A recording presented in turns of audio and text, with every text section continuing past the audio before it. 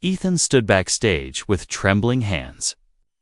Staring at the bright lights shining through the curtains, he was only 12, skinny, quiet, and always alone. No one expected much from him. Not the students, not the teachers, and not even himself. His name was announced for the talent show performance, and a low wave of laughter spread across the hall. Some kids whispered that he would freeze. Some whispered that he didn't even know how to play properly. Ethan heard every word, and each whisper felt like a small stone thrown at his chest.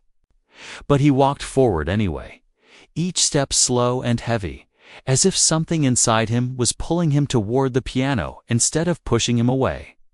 When he reached the piano at the center of the stage, everything became too quiet too fast. The spotlight fell on him like a giant eye, watching his every move. The keys in front of him looked old and a little dusty.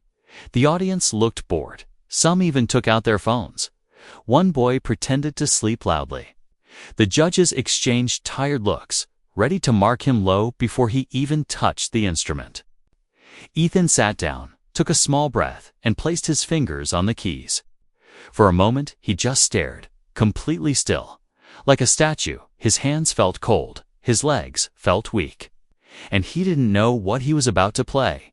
He had no training. No practice, no plan. But something in his chest felt warm, as if a soft voice was telling him to begin. Then he played the first note, and everything changed. The sound that came out wasn't clumsy or broken. It was smooth, gentle, and full of emotion. It didn't sound like a school kid touching a piano. It sounded like someone who lived inside music for decades. The hall went silent so fast that Ethan could hear his own heartbeat. His fingers moved as if they already knew where to go. His eyes didn't look at the keys. He just closed them and followed whatever was guiding him. The audience leaned forward without realizing it. Whispers stopped. Arms lowered. Even the boy pretending to sleep sat up. Ethan's melody grew deeper, richer, more powerful. The hall felt as if it was breathing with him. The judges widened their eyes. They had heard many students play before, but nothing like this. The piece he played was not simple at all. It wasn't beginner level. It was a complex classical melody related to Mozart. Something even trained players struggled with. But Ethan played it like he had known it his whole life. Then something strange happened, right in the middle of the performance. Ethan's fingers suddenly paused, not out of fear, not out of mistake, but as if he had heard someone call his name from far away. He opened his eyes slowly, staring upward as if looking at something above the ceiling. The audience felt the air shift. Like the room itself was holding its breath. Ethan's lips moved, and in a shaky voice he repeated a sentence. It was not English. Not something a normal school kid would know. It was the exact last words Mozart was believed to have spoken on his deathbed. The room froze. Every single person felt cold shivers run down their arms. But Ethan wasn't done after repeating those words. He whispered a name no one in the hall recognized. His voice sounded older, almost like someone else was speaking through him for a second. The teachers exchanged confused and frightened looks. Some students gasped. One girl covered her mouth. Mrs. Carter, Ethan's favorite teacher, stood up from her chair. Because she had never seen anything like this in her life, the piano remained silent. Ethan's hands hovered above the keys. He looked confused, scared, and lost. As if he had just woken from a dream he didn't remember entering. Then his body suddenly swayed. His knees gave out and he collapsed beside the piano. Students screamed, teachers rushed toward the stage, and the spotlight flickered for a second before steadying again. Mrs. Carter knelt beside him, touching his forehead gently. Ethan's eyes were half open, breathing uneven. And he kept whispering the same name he said on stage, his voice weak and fading. The audience watched in complete silence, no one laughing, no one whispering now, because they knew that whatever had happened on that stage was not normal, not random, not an accident. Something strange had awakened inside a boy who had never touched a piano seriously before. Something that even he didn't understand yet, and everyone there would remember that moment for the rest of their lives. Mrs. Carter stayed by Ethan's side long after the other teachers carried him backstage. She had been teaching for over 20 years, but had never witnessed something so frightening yet beautiful at the same time. The way his fingers moved. The way he repeated Mozart's last words, the strange name he whispered. And then the collapse Sid, all kept replaying in her mind like a broken film that refused to stop. Behind the stage curtains, the noise of the audience filled the air. Some students were scared, some confused, and many whispered that Ethan was possessed or pretending. But Mrs. Carter knew the truth the moment she watched his hands dance across the keys. No child with no training could play like that, not with such emotion. Not with such precision. She had seen talented students before. But Ethan's performance didn't feel human. It felt like something borrowed from another time when Ethan finally opened his eyes. His breathing shaky, he looked lost, as if waking from a dream that didn't belong to him. He stared at his hands like he had never seen them before. Mrs. Carter asked softly if he was in pain, but he shook his head slowly, whispering that he felt pulled, like something inside him took control for a moment. He didn't understand why he said those words or that name. He said it felt like someone whispered directly into his ear. Guiding his hands and voice, Mrs. Carter listened carefully, her heart beating faster with every word. She asked him gently if he had ever played that piece before. Ethan shook his head again, saying he didn't know what he played at all. He just felt his fingers move without him thinking, like they had their own memory. She felt a cold shiver down her spine. She had studied classical music in college and recognized parts of the melody Ethan played. It was dangerously close to a complex Mozart composition, something even skilled adults struggled with while she questioned him. She noticed his expression change whenever he tried to remember what happened. His eyebrows tightened, his eyes drifted to the side, and his lips trembled slightly, as if a piece of the memory was hiding behind a door he couldn't open. He whispered the name again, the same one he said on stage. But this time his voice carried emotion, fear, mixed with confusion. Mrs. Carter leaned closer, whispering that she believed him and that he wasn't imagining anything. At that moment, the school principal entered the room, his face tense, worried about the reactions from parents and the audience. He asked what had happened, but Mrs. Carter didn't know how to explain it. How could she say that a quiet boy had played Mozart like a master and then repeated a dead composer's final words? The principal suggested calling Ethan's parents. But Mrs. Carter asked for a moment alone with the boy. She needed answers before involving anyone else. She sat beside him and placed a comforting hand on his shoulder. Ethan looked at her with wide, frightened eyes. He asked her if he had done something wrong. She shook her head gently, telling him that nothing about what he did was wrong, just unusual. Very unusual. She asked him if he remembered the moment his fingers began to move. Ethan swallowed hard before answering. He said it felt like he stepped into someone else's memory. Like he could see a room with candlelight, hear soft breathing behind him, and feel a presence guiding his hands. Mrs. Carter felt her heart drop as she listened. This wasn't imagination, not the way Ethan described it. Children didn't create such detailed feelings out of fear. She thought about the name he repeated, wondered why it felt familiar and why Ethan would know it. She had read many books on the history of classical music and Mozart, and something deep inside her sensed a connection she couldn't understand yet. Ethan suddenly grabbed her hand, his grip small but desperate. He asked her not to let people think he was faking it or going crazy. He begged her to believe him, tears forming in his eyes. Mrs. Carter promised she would protect him, but inside her, worry grew like a shadow. She didn't want to scare him, but she knew something far bigger than a school talent show was unfolding. Something that involved history, music, and a mystery that reached beyond Ethan's world. As the hall outside grew quiet and the final performers finished, Mrs. Carter looked at Ethan's pale face and trembling fingers.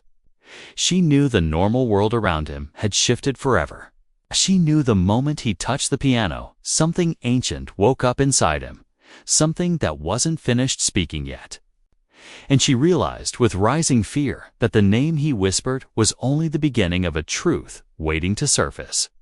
A truth no one was prepared to face. Ethan's mother arrived at the school in a rush, her hair messy, her hands shaking as she pushed through the crowd gathered outside the backstage room. She didn't even greet the principal or the teachers. She went straight to Ethan, dropped to her knees, and held his face gently between her palms. Her eyes filled with fear, but not the kind a parent usually has when their child collapses. It was a deeper fear, one that looked old, almost familiar, as if she had been waiting for this moment for years. Mrs. Carter noticed the way Ethan's mother reacted. She didn't ask what happened. She didn't check his temperature. She didn't show surprise when the teachers mentioned the fainting. Instead, her first question was quiet and strange. She asked Ethan if he had said anything, and when he nodded slowly. Her entire body stiffened as if someone had punched the air out of her. The principal tried to explain the situation, but Ethan's mother barely listened. She turned toward Mrs. Carter with wide, frightened eyes and whispered, "Did he say a name?" her voice trembling, as if the answer would break her when Mrs. Carter confirmed it. Ethan's mother covered her mouth with her hand, tears building but refusing to fall. Something inside her cracked. She looked around as if the walls were closing in. She begged Mrs. Carter not to repeat the name to anyone. Not to the principal, not to the other teachers, not to anyone in the audience. Her voice was desperate, shaking with a kind of fear that didn't belong in a school hallway. Ethan watched his mother with confusion. He had never seen her like this. She always looked strong and calm, even when life was hard. But now her hands trembled as she held his, and she kept whispering under her breath, repeating that this shouldn't have happened yet. Mrs. Carter realized Ethan's mother wasn't surprised by what happened on stage. She wasn't confused or shocked. She was terrified because she already knew something like this could happen. This made the entire situation more disturbing. It wasn't random. It wasn't a simple collapse. This reaction hinted that the name Ethan said was tied to something in his past. Or maybe even before his birth, once they were alone for a moment. Ethan asked his mother a question that made her go still like stone. He asked why he played the piano so well when he had never learned it.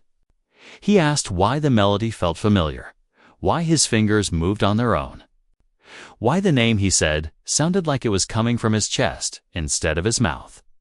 His mother shook her head slowly, tears finally falling. She whispered that she had hoped this day would never come. She had prayed the whispers would stop.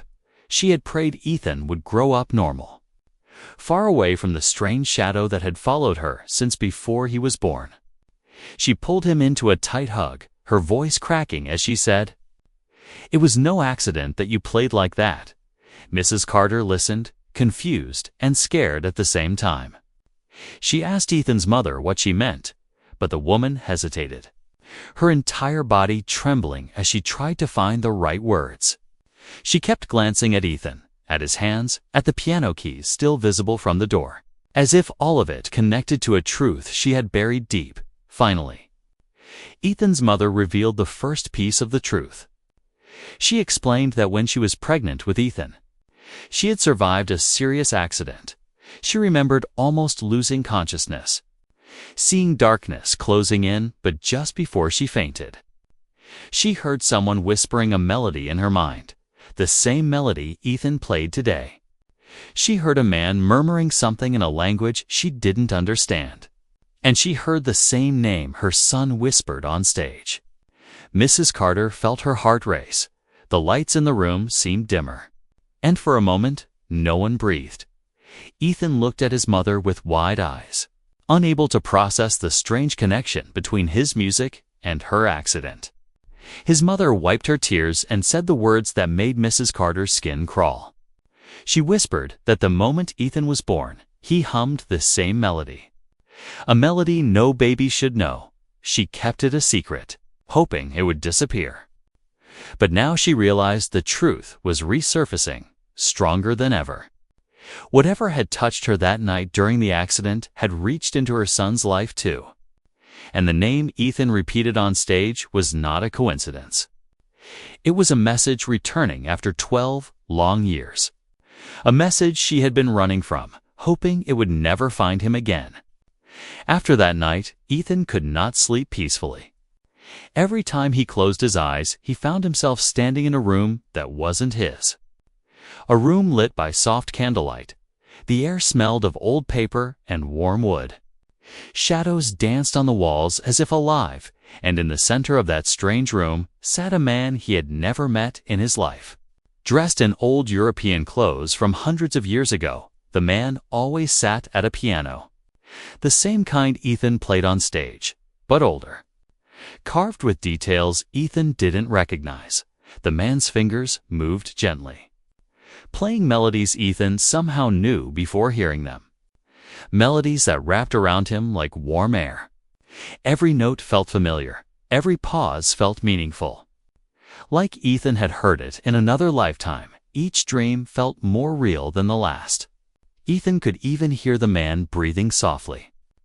Could see the shine of the candles reflecting in his dark eyes, and could sense the sadness hiding behind his gentle smile.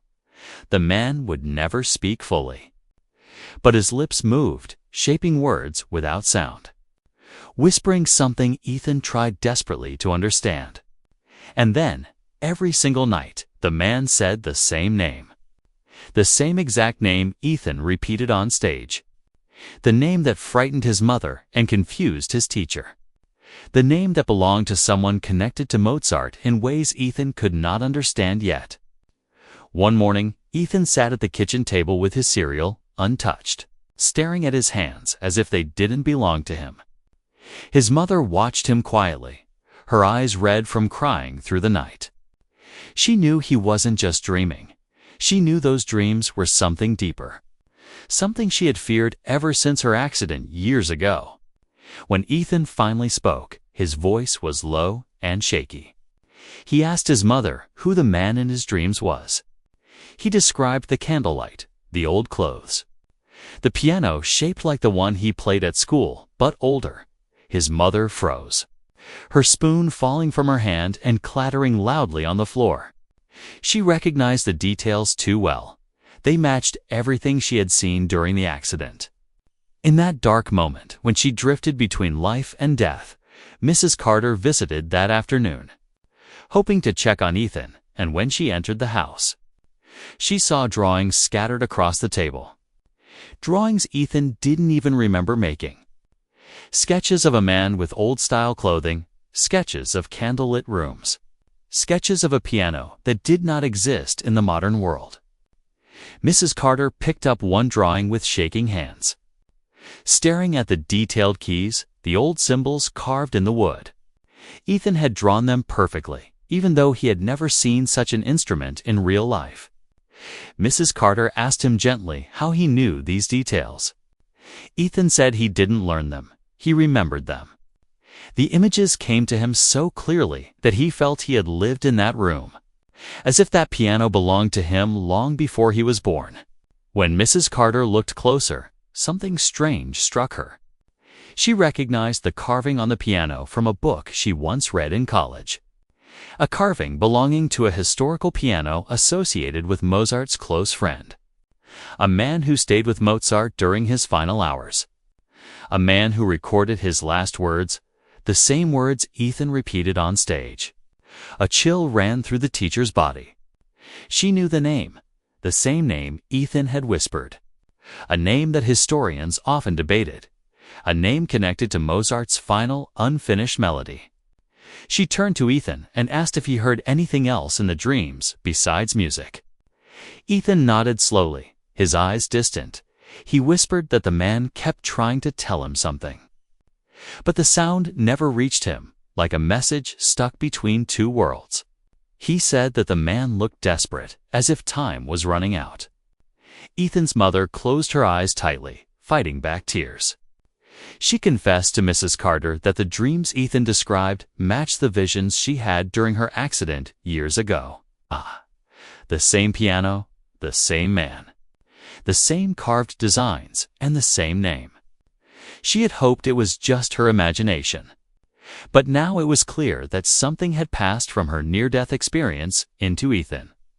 The room fell silent, a heavy silence filled with fear, wonder, and confusion. Ethan sat there, breathing slowly, feeling as if someone far away was calling him, guiding him, pulling him toward a secret waiting to be uncovered. He didn't know why this man from another time appeared in his dreams, or why he played melodies Ethan knew without learning, or why he whispered the same name with so much sorrow. But Ethan could feel in his heart that the dreams were not just dreams. They were memories of someone else, someone long gone, trying to reach him, and deep inside, Ethan felt the truth growing like a shadow behind him. The man in his dreams didn't come to frighten him. He came because he needed Ethan to continue something he never finished in his own lifetime. The message wasn't complete yet, and night by night, note by note, the truth pulled Ethan closer, waiting to be revealed. News of Ethan's strange performance spread across town faster than anyone expected. Teachers whispered about it in staff rooms. Students told the story to their parents with wide, shocked eyes. And soon a local music professor from the nearby university heard the rumors. His name was Dr. Rowan, a man known for studying rare historical music events and unexplained artistic phenomena. When he arrived at the school asking to meet Ethan, everyone assumed he came out of curiosity, but his real reason was something deeper. For years, he had been researching cases where children played music far beyond their age or skill. Cases tied to memories, dreams, or unexplained connections to composers long gone. When he heard Ethan had repeated Mozart's last words and said a forgotten historical name, his heart froze because he had been searching for that exact name for decades. Ethan's mother hesitated at first. She didn't want her son to become some sort of study subject.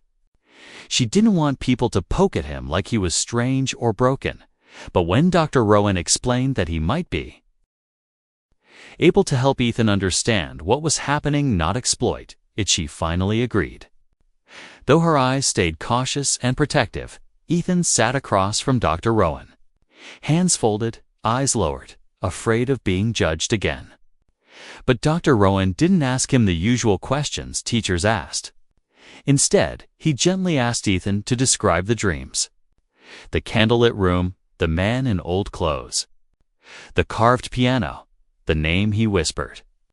Every detail Ethan described made the professor lean forward more, his breath growing unsteady, as if he was listening to a ghost story he already knew the ending of. Then Dr. Rowan requested something bold. He asked Ethan to sit at the school piano once more, not to perform for a crowd, not to entertain anyone, but simply to play whatever felt natural to him. Ethan hesitated, his hands shaking a little. He feared collapsing again. He feared the voice returning, or the dream swallowing him whole. But Dr. Rowan spoke gently, promising he would stop the moment Ethan looked uncomfortable. Ethan finally agreed. He sat at the piano slowly, his hands hovering above the keys. They trembled at first, but then a soft warmth spread from his fingertips, the same warmth he felt on stage before everything changed. Mrs. Carter held her breath from the corner of the room. Ethan's mother clutched her hands tightly, praying silently that nothing strange would happen again. Ethan touched the first key, and immediately the room filled with a sound that didn't belong to a school piano. The tone felt older, deeper, as if it carried centuries of dust and memories. Dr. Rowan's eyes widened, his lips parted in disbelief. Ethan's fingers moved again without hesitation, playing a piece that had no sheet music, no name, no record in modern history, Yet Dr. Rowan recognized parts of it. Fragments of an unfinished composition believed to be connected to Mozart's final days. Fragments scholars had debated for years. Tears rose in the professor's eyes, because he had spent half his life studying that forgotten melody. And here, sitting before him, a 12-year-old boy was playing it with flawless emotion, as if he were the composer himself. But the shock didn't end there. Halfway through the melody, Ethan's expression changed. His eyes softened, his breath slowed, and his voice dropped into a whisper. He repeated the same last words of Mozart, the exact ones history recorded. But this time, there was something different. His voice carried emotion, grief, as if he remembered watching Mozart speak them with his own eyes. Then Ethan whispered the mysterious name again, the one that made his mother cry and made Mrs. Carter shiver. But this time his voice cracked, as if the name hurt to say. Dr. Rowan stepped forward in disbelief. The name Ethan whispered was the same name he had been studying. A person who was believed to have been present during Mozart's final hours. A person whose existence had very little record, almost erased from history. The professor felt chills rushing up his arms as he realized this was more than talent or coincidence. This was a connection to a soul long departed. When Ethan finished playing, he looked exhausted but conscious. He didn't collapse this time, but his hands trembled as if carrying the weight of someone else's memories. Dr. Rowan knelt beside him, placing a gentle hand on Ethan's shoulder, and whispered that the melody he played was not known to anyone alive today, and that only someone connected to Mozart's final days could ever know it so perfectly. Ethan's mother covered her mouth, tears streaming silently, because she finally understood what she had feared all along. Whatever had touched her during her accident, whatever had whispered to her unborn child, had now awakened fully inside Ethan. Mrs. Carter stood frozen, unable to understand how a boy who barely passed his music class could perform like a lost master. But the look in Dr. Rowan's eyes said everything. This was no accident, no trick, no coincidence. Ethan was carrying the memories of someone who once lived beside Mozart. Someone who still had something to say, something unfinished. And Ethan was the only one who could bring that lost story into the world again. For the rest of the evening, Ethan barely spoke. He sat quietly on the living room couch with a blanket around his shoulders, staring at the wall as if trying to understand something far beyond his age. His mother sat beside him, her hands trembling, afraid of what she had kept hidden for so long, afraid of what was now waking inside her son. Mrs. Carter and Dr. Rowan sat across from them, waiting patiently, giving Ethan's mother the space to gather her courage. She took a slow breath, wiped her tear-stained cheeks, and finally began to reveal the truth she had been holding inside for 12 long years. She told them about the night of the accident when she was 8 months pregnant with Ethan, how her car slipped on the wet road, how everything went dark, how she felt herself falling out of her own body, and how she floated in that silent space between life and death. She didn't see doctors or bright lights. She saw a room glowing with candlelight. The same room Ethan kept seeing in his dreams. She described the man sitting at the piano, the same man Ethan had drawn without ever being taught. She said he looked at her with tired eyes, as if he had been waiting for her, as if he needed her to carry something forward, something he could never finish. He played a melody she had never heard, and yet it echoed inside her chest like she had known it forever. She said the man whispered a name, the same name Ethan had repeated on stage, the same name haunting him in dreams. She said the man didn't look angry or frightening. He looked desperate, like a message was trapped inside him, a message he needed to pass on before it was too late. As she spoke, Ethan listened silently, his fingers curling slowly. He remembered the same room, the same soft candlelight, the same man with sad eyes. Every detail his mother described matched the dreams he had been having. It felt like their memories were pieces of the same broken puzzle. Falling together bit by bit, Dr. Rowan leaned forward. His voice gentle but filled with urgency. He asked Ethan's mother if she remembered anything else. Any fragments, any words, any emotion she felt from that man. She nodded slowly, her eyes filled with tears. She said she felt one overwhelming emotion from him: unfinished grief. A sorrow that reached beyond centuries. Mrs. Carter placed a comforting hand on the mother's arm, whispering that she didn't need to be afraid anymore. But Ethan's mother shook her head, her voice cracking as she explained that she had feared this day from the moment Ethan took his first breath. She had feared that the man from her near-death experience had left something behind, something that had now awakened inside her child. Ethan finally spoke, his voice soft but steady. He said he wasn't scared of the man in his dreams. He felt as if the man was trying to protect him, or warn him, or guide him.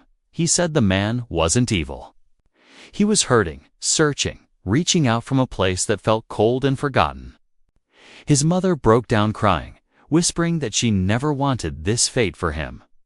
She wanted him to grow up normal, without shadows from another lifetime, without carrying the weight of memories that didn't belong to him. She admitted she had hoped the connection would fade, that the name would vanish from her mind, that Ethan would never hear it. Dr. Rowan looked at Ethan with deep seriousness. He said that some souls leave behind things: unfinished melodies. Words, final secrets, sand, sometimes, rarely. Those things find a bridge in someone who is sensitive, someone who can hear what the world has forgotten. He believed Ethan was one of those rare bridges. But then something strange happened. Ethan's hand moved without him thinking. His fingers lifted into the air and pressed down softly on invisible piano keys, as if following a melody only he could hear. His eyes unfocused, his breathing slowed. And he whispered the name again, but this time it sounded clearer, fuller, as if someone else was saying it with him.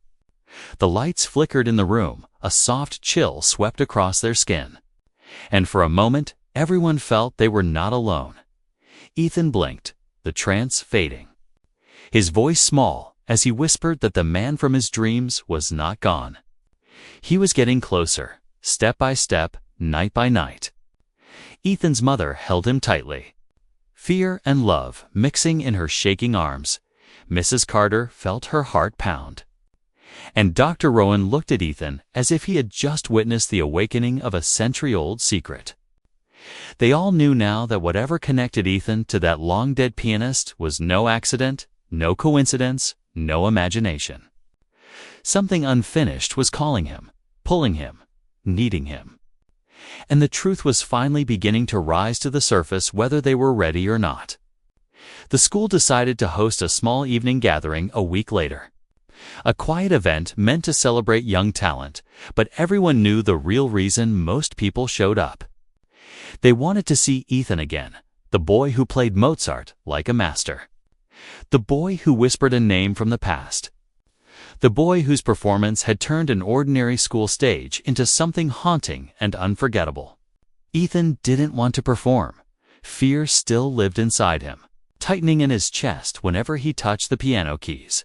But something inside him, soft, steady, familiar, kept telling him that he needed to return, not for the crowd, not for approval, but because the man in his dreams felt closer than ever, like a shadow standing just behind him, waiting for the right moment to speak. When Ethan arrived backstage, he felt the air around him colder than the rest of the building, as if the piano itself was breathing, waiting, calling him. The instrument seemed older, like the wood had darkened since the last time he touched it. Like the memories inside, it had grown heavier. Mrs. Carter placed a gentle hand on his shoulder, whispering that he didn't have to prove anything, that he was more than a mystery or a story for people to talk about. But Ethan shook his head softly, telling her he needed to play, not for the audience, but because the dreams had become clearer, the man's eyes sharper, the melody more urgent. He felt as if something inside him would burst if he didn't sit at the piano tonight. The auditorium lights dimmed, the crowd quieted, and Ethan walked toward the center of the stage, each step echoing like a heartbeat through the hall. He didn't look nervous this time. He looked pulled as if invisible strings guided him forward, the same way his fingers moved when the first melody awoke inside him. He sat down, placed his hands on the keys, and closed his eyes. The silence in the hall felt thick, heavy, like the entire room was leaning toward him. Waiting for a truth older than any of them, Ethan breathed in slowly, exhaled. And the moment his fingers touched the keys, the world seemed to shift. This time, he didn't begin with Mozart's piece. He began with something no one had heard before. A melody soft like candlelight, fragile like memory, full of longing and unfinished emotion. The notes flowed like water, carrying the weight of centuries. The audience felt chills spreading up their arms, not from fear, but from a strange, deep sadness that felt too real to belong to a child.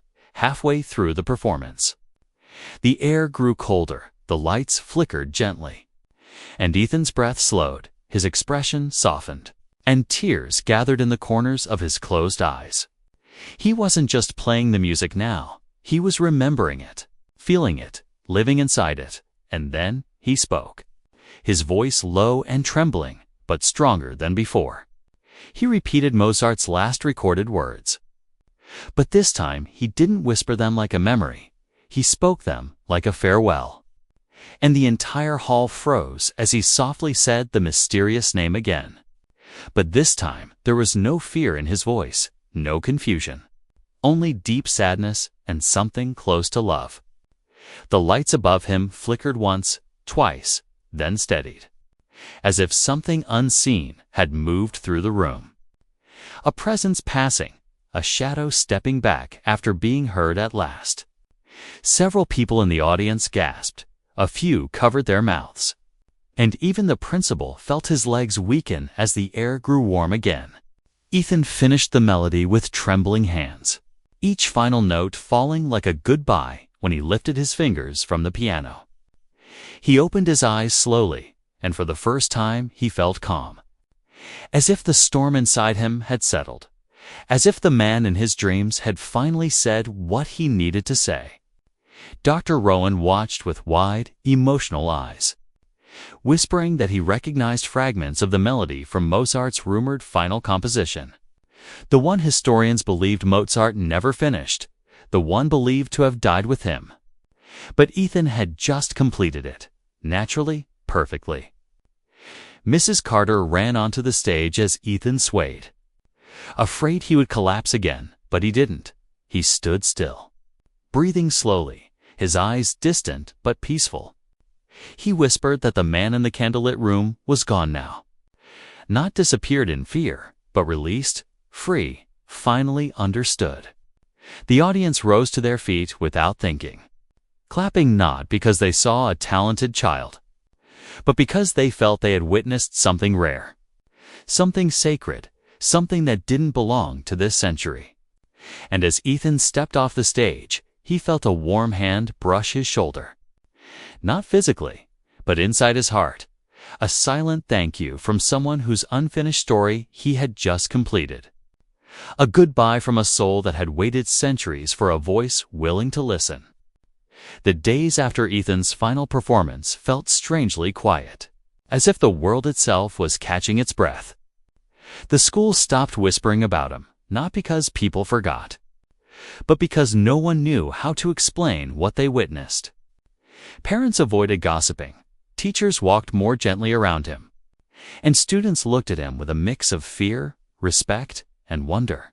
Ethan was no longer just the quiet boy who once blended into the background. He had become something else, someone touched by a story older than the school, older than the town, older than any of them. But Ethan himself didn't feel special. He felt lighter. Like a weight he had carried since birth had finally been lifted. The nightmares ended. The candlelit dreams faded, and silence soft, warm silence filled their place for the first time in his life. He slept through the night without waking up, gasping for air, or whispering a name that didn't belong to him. At breakfast one morning, Ethan's mother watched him with teary eyes. She kept expecting him to hum the strange melody again or drift away into one of those trance-like moments. But he ate his cereal casually, smiling shyly when she asked if he felt okay. He nodded and said he felt empty in a good way, like something inside him had finally found peace. She reached out, cupped his cheek, and kissed his forehead, relieved beyond words. Mrs. Carter visited him a few days later. Carrying a small wrapped box, inside was a simple music notebook. Blank pages waiting to be filled. She told Ethan that she believed he had his own melodies too. Not just the ones borrowed from the past, she encouraged him to write anything that came from his heart. Even if the pages stayed empty for months, Ethan hugged her tightly, grateful for the teacher who had believed him when no one else understood. Dr. Rowan visited next, carrying a thin folder of papers he had spent years collecting. Records about Mozart's final days, letters written by musicians of that era, and old sketches of a man scholars barely remembered, the same man Ethan saw in his dreams. The same man who repeated his name through the boy's voice. The professor told Ethan that history was full of missing pages, and sometimes those missing pages found their way back in the strangest ways. He thanked Ethan for allowing him to witness a piece of history come alive, even if it was only for a moment. Ethan didn't become famous. He didn't go viral. He didn't appear on talk shows or newspapers. His mother refused every interview request, protecting him from the world the same way she once tried to protect him from the secrets inside his own dreams. Instead, Ethan returned to his quiet life, helping his mother with chores, going to school, sitting in class like any other kid, and sometimes touching the piano keys after everyone had left the music room, letting soft, gentle notes float into the empty hallway. He never played the haunting melody again, not because he forgot it, but because he knew it no longer belonged to him. It had gone back to where it came from, carried away like candle smoke fading into the night. But sometimes, when he pressed a key softly, he felt a faint warmth travel through his fingertips, the same warmth that guided him during the performances. A silent reminder of the bond he never asked for but somehow inherited.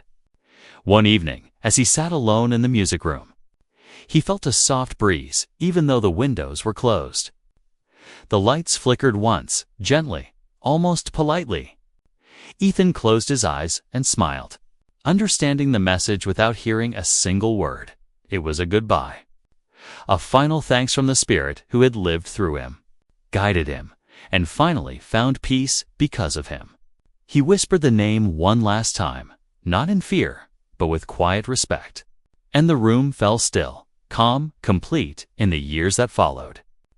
Ethan grew into a talented musician, not because the spirit stayed with him, but because now the music truly belonged to him. Melodies that were his own, written in his notebook, played with his own hands, shaping a future not tied to the past but inspired by it. And sometimes, when he performed on small stages or played alone at home, the audience would say that his music carried a strange emotion, a depth that felt older than his years, a softness that touched the soul. They didn't know why. They didn't know how, but Ethan knew. Some bonds never fully disappear. They simply learn to live quietly inside the heart, guiding it gently, like a final note that lingers long after the song has ended.